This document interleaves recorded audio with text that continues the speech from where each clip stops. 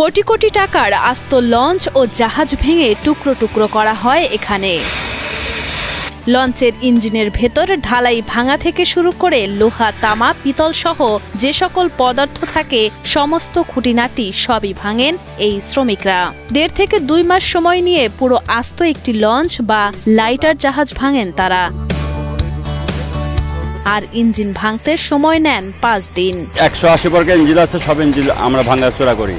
একটা জাহাজ ভাঙতে অন্তত প্রায় 1.5-2 মাস যায়, জাহাজ বানাইতে আরো বেশি যায়, অন্তত কমসে কম 6 মাস যায়। জাহাজের একটা বলক ফাটাইলাম, ইঞ্জিন ফাটাইলাম, লাইনার বাইর করলাম। মূলত পুরাতন ও বাতিল হয়ে যাওয়া লাইটার জাহাজ ও লঞ্চগুলোর বিভিন্ন যন্ত্রাংশ ভেঙে আলাদা করে সেগুলো আবার মেরামত করা হয়।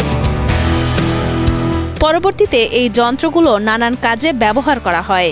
জাহাজ ভাঙার এই পেশায় কেউ 40 বছর, কেউ বা 33 বছর, কেউ আবার 20 থেকে 25 বছর ধরে নিয়োজিত রয়েছেন। 33 বছর 3 মাস 33 দিন 3 দিন আমি অনেক ধরনের কাজ করতে পারি।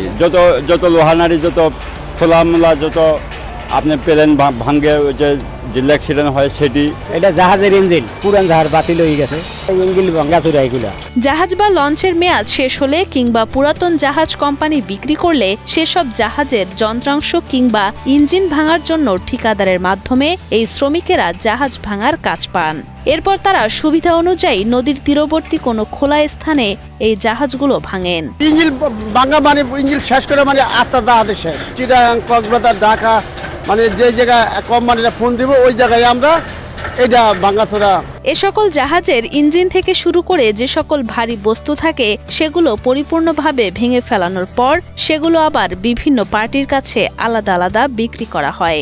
আবার কখনো কখনো পুনরায় ঢালাই করে অন্য জাহাজের কাজেও ব্যবহার করা হয়। এটি যে আপনার ভেঙে লাইলন, পিস্টন বানাবো, কয়রা বানাবো, টিবিকল বানাবো, বিভিন্ন আইটেম আর কি ঢালাই দিয়ে চলে। জিনিসটা বাদ হয়ে থাকে, বাদ হওয়ার পরে এটা কোম্পানিটা বেঁচে আলার পরে এটা আবার টুকরা টুকরা করে আবার যারা নতুন করে পার্টস বানায় এই ঢালাই দেওয়া আবার বানানো হয়। প্রতিদিন সকাল 8টা থেকে কাজ শুরু করে বিকেল 5টা পর্যন্ত জাহাজ ভাঙার কাজ করেন এই কর্মীরা।